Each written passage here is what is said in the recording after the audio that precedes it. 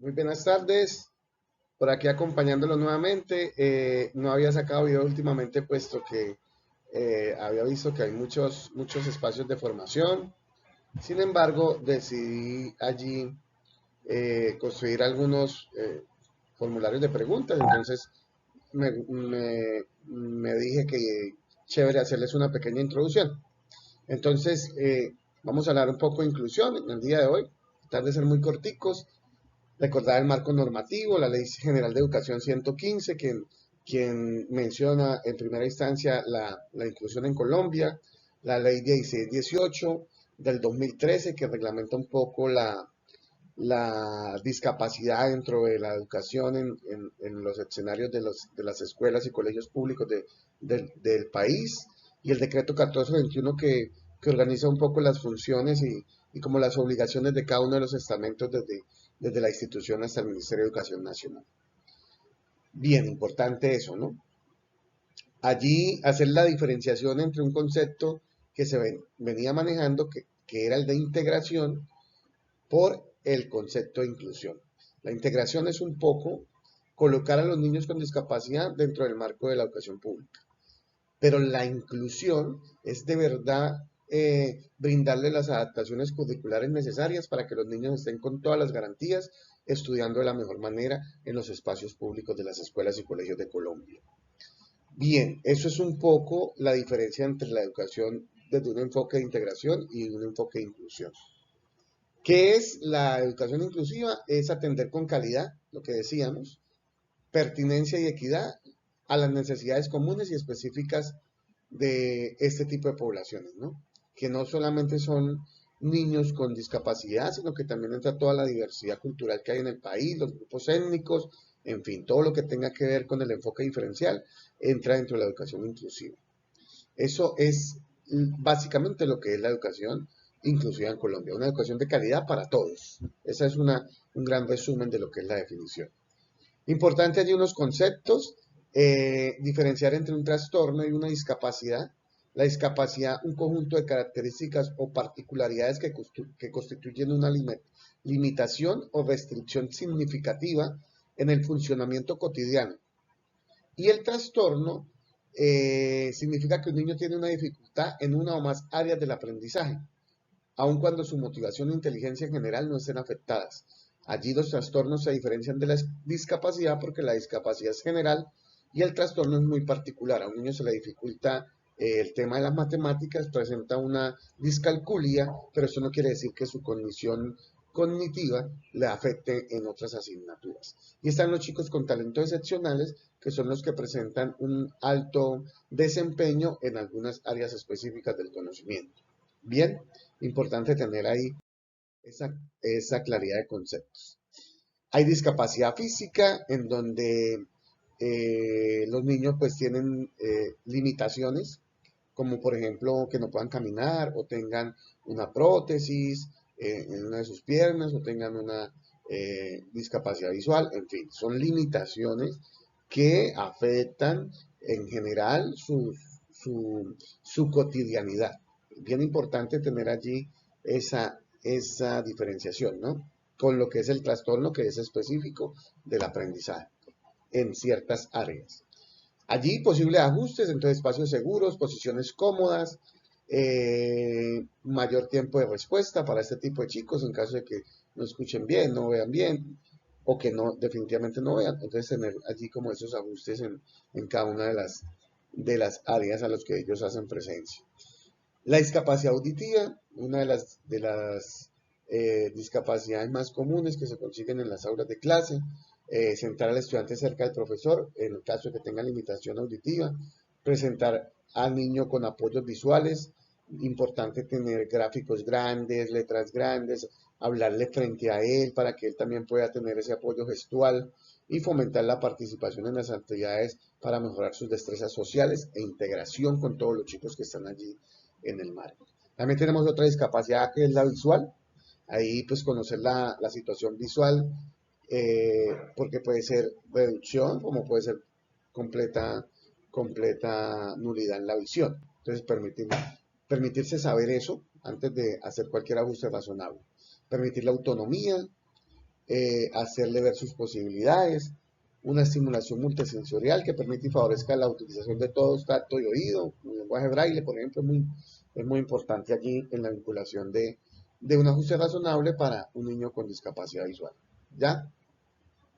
Y pues todo el apoyo que se le pueda brindar, dar información adicional, estar muy pendiente del chico. Si hay un apoyo externo al chico, pues también aceptarlo allí en el aula como un recurso para superar estas barreras que presentan estos escenarios para los chicos. Recuerde que las barreras están hechas por el humano y no por el niño con discapacidad.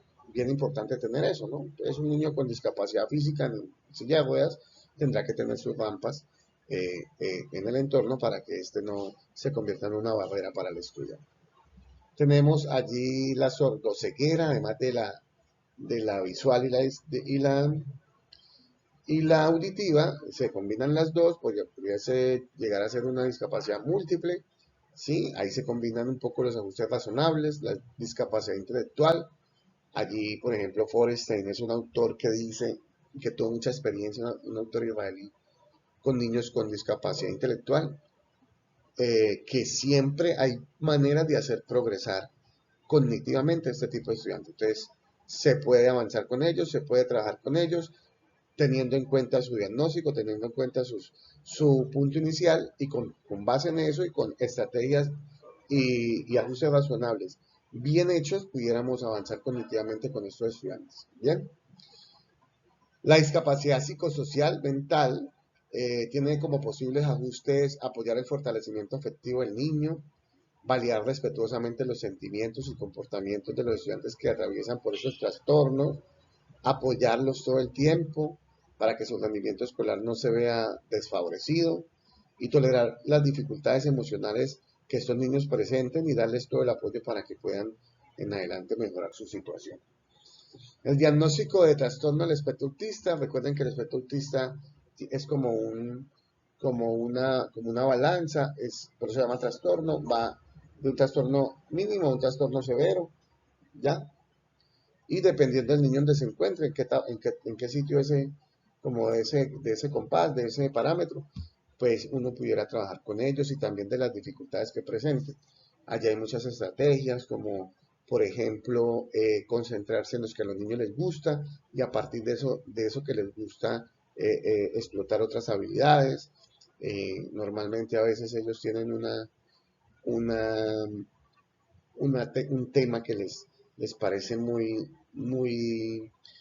interesante para ellos y pues con base en ese conocimiento del estudiante pues construir allí los ajustes que más le puedan servir, estar pendientes de los abrazos, todo esto, todo esto, todos estos temas que le pueden favorecer a los niños con esta situación de discapacidad.